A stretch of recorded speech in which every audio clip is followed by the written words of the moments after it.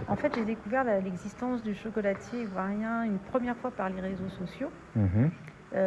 Parce que je sais pas, on doit avoir c'est peut-être des amis, peut-être Gauze. Ah, Il me c'est semble possible. que c'est par Gauze, ouais, sur les réseaux sociaux. Et du coup, je suis allée regarder. D'abord, j'ai été attirée par le packaging que je trouve magnifique. Le packaging que je trouve hyper beau et pas vu. Et puis bon, il s'avère que j'ai un lien fort avec Abidjan, avec la Côte d'Ivoire, puisque je suis originaire, je suis binationale en fait, j'ai la nationalité ivoirienne, D'accord. donc par mon père. Et donc en fait, quand j'ai vu qu'il existait, j'étais déjà sur ce projet-là, et ça me semblait évident que quand il y avait une distribution de cacao, il fallait que ça soit ce chocolatier-là. Parce qu'il y a la question éthique, il y a le fait que c'est un des seuls cacao qui est fabriqué en Côte d'Ivoire, etc. etc. Et puis je crois que c'est au dernier Massa. Donc c'est ça, c'est au dernier Massa. En fait, j'en ai trouvé à l'aéroport. Parce qu'on devait faire la création en 2020 au Festival d'Avignon, qui a été annulé. Et en fait, j'en ai trouvé à l'aéroport. Et en fait, j'ai acheté plein de tablettes à l'aéroport et je les ai toutes goûtées. Alors au départ, je les voulais pour la déco du spectacle. Mais en fait, comme le spectacle n'a pas eu lieu, je les ai toutes goûtées. Ouais. Donc Karima, qui est mon assistante, en fait, a trouvé le lien. Et puis on s'est dit qu'il fallait absolument qu'il y ait un partenariat parce qu'on a à voir, en fait. Et puis je trouve que voilà, c'est plein de choses que j'aime, en fait. Il y a le goût, il y a l'éthique, il y a la beauté. Et puis c'est vraiment quelque chose qui... Enfin, voilà, celui que je viens de goûter, là, les fèves, c'est vraiment quelque chose qui a à voir avec ce que j'aime, moi, dans la Côte d'Ivoire. C'est-à-dire, il y a une grande élégance, en fait. Il y a une grande élégance dans la manière de s'habiller des gens, dans je voudrais pas faire d'ivoiro. Centrisme. Non, ouais, non, mais je veux dire de chauvinisme, mais c'est que j'ai l'impression que cette entreprise, elle peut exister qu'en Côte d'Ivoire. Parce qu'il y a à la fois, c'est un pays riche et les gens, en fait, déjà la gastronomie ivoirienne, elle est ce qu'elle est. Hein, voilà. Mais en plus, pour moi, ce cacao, en fait, c'est comme déguster un très bon vin. Voilà. Il y a quelque chose qui est grand, en fait. Voilà. Quelque chose qui est grand, quoi. Et de le faire découvrir, en fait, de faire partager ça, en fait, à un public pour qui le chocolat, c'est Nestlé ou ces trucs comme ça. En fait, dire qu'attention, il y a des grands crus de cacao, il y a vraiment... c'est quelque chose qui se développe et qui peut être aussi éthique. Oui. C'est important. Donc je suis hyper heureuse, en fait, de cette rencontre. Parce que pour moi, c'est vraiment la synergie entre notre histoire, la manière dont on la raconte, ce qu'on a envie de faire dans le spectacle, tout ce qu'on essaie de faire, et puis le faire goûter au public et qu'en fait, ils aient ce premier goût, en fait.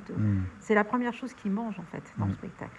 Oui, et d'ailleurs, justement, là, à titre personnel, on voulait te remercier parce que vraiment, c'est le seul nom qui est cité comme vraiment comme finalement une sorte d'alternative à ce qui se fait. Ouais. Et après, il y a Alexandre, parce qu'Alexandre, Alexandre, en fait, moi, ce qui me plaît, Alexandre, c'est le oui, cuisinier, bien sûr, c'est le chef d'orchestre. Puis c'est le chef, puis c'est lui qui a un des plus grands restaurants africains de Paris, en fait. Hein, Oui. c'est Mousse Africain qui est à Châtelet.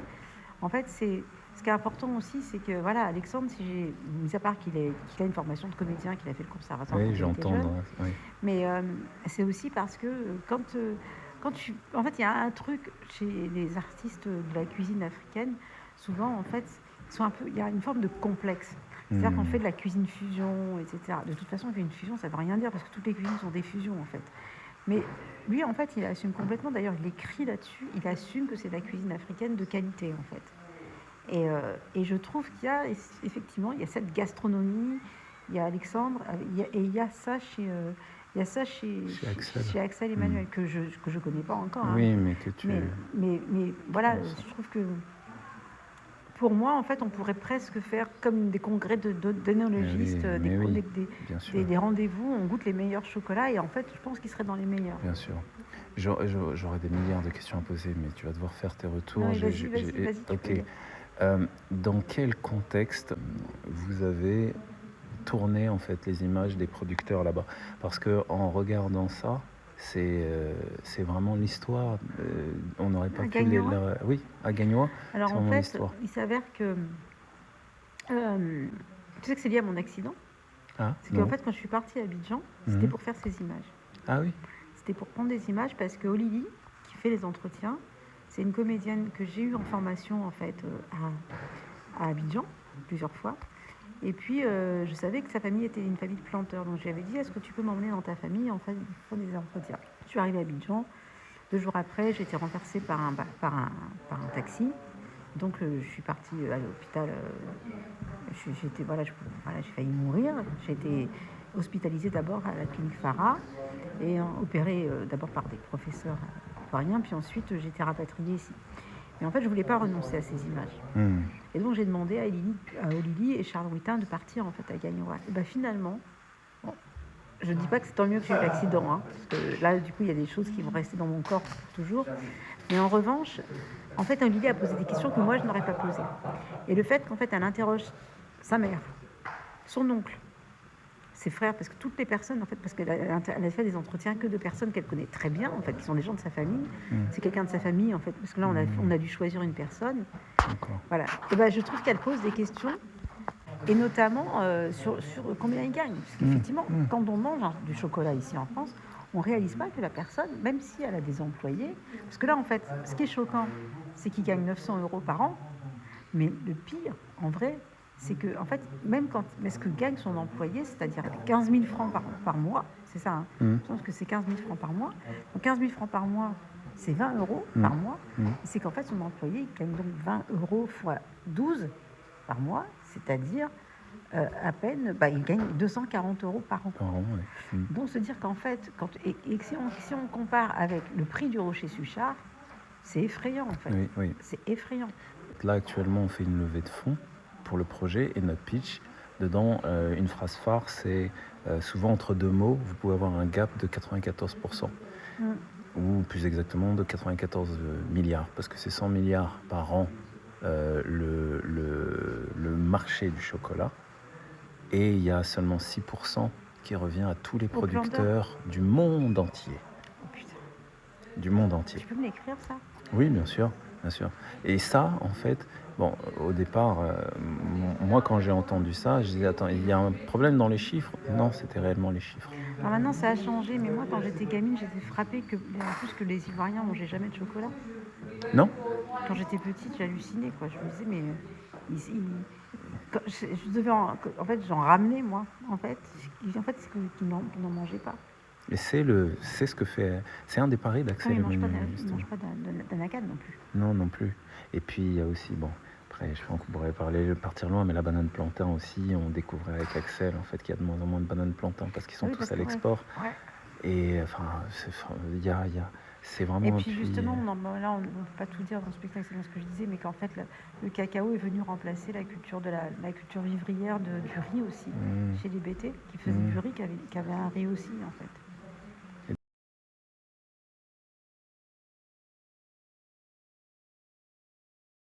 L'idée de faire le produit transformé, moi, c'est vraiment sur ça qu'est le chocolatier ivoirien, sortir du produit brut pour l'amener au produit transformé, puisque c'est là qu'est toute la valorisation. Il le dit, le garçon, il dit qu'il sait le faire, mais qu'il ne peut pas le faire parce qu'il n'a pas le matériel, en fait. Ah, j'ai entendu aussi autre chose, en fait, dans le silence. Il dit, je peux pas le faire pour le vendre, je peux pas le faire pour le vendre, je peux pas. Et moi, j'entends aussi, alors c'est mon interprétation, mais j'entends aussi un complexe. J'entends aussi... Il y a le complexe. Voilà, j'entends aussi le fait que ça, je peux pas faire, c'est pas pour moi. C'est ça, mais il y a le complexe. Voilà, et c'est là où moi j'ai admiré le travail d'Axel et que j'ai voulu aider à ma manière sur le projet, avec cette question mais en fait lui il va pousser les femmes des producteurs derrière à transformer. C'est pareil, on n'a pas mis parce que les femmes elles racontent un truc. Il y a une femme qui raconte, elle dit que c'est même pas en fait. Parce que je l'ai pas mis parce que je trouvais que ça déplaçait le propos, c'est qu'en fait c'est qu'elle sait pas combien elle gagne. Je parlais que comme elle connaît pas, c'est ses manœuvres qui savent, et donc en fait elle sait même pas combien elle gagne. Ouais. Non mais c'est important. Est-ce que pour clore, tu pourrais juste nous dire...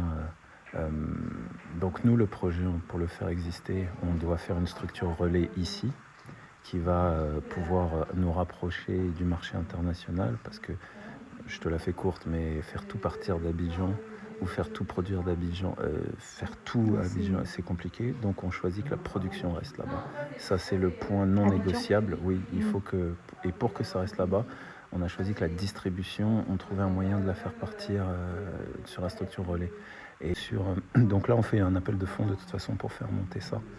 Et on a juste besoin d'un petit encouragement de ta part qui nous permet de dire, Évidemment.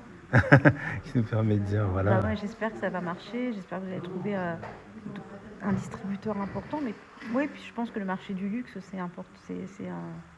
C'est une piste. C'est une piste. Alors, comme Gauze, en fait, on a des idées très à gauche. Donc, c'est une grosse contradiction. Mais j'ai l'impression que dans un premier temps, oui, il faut le faire payer, ce cacao, quoi. Très bien. Parce qu'il est précieux. Eh bien, je te remercie. Et puis, je vais te laisser faire les retours. Merci beaucoup. Et merci d'être venu jusque-là. Oui, bah non, c'était pour un beau spectacle comme ça.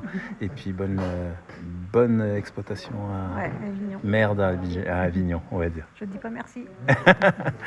Au revoir. À bientôt. Je vais dire au revoir à Marie. Oui.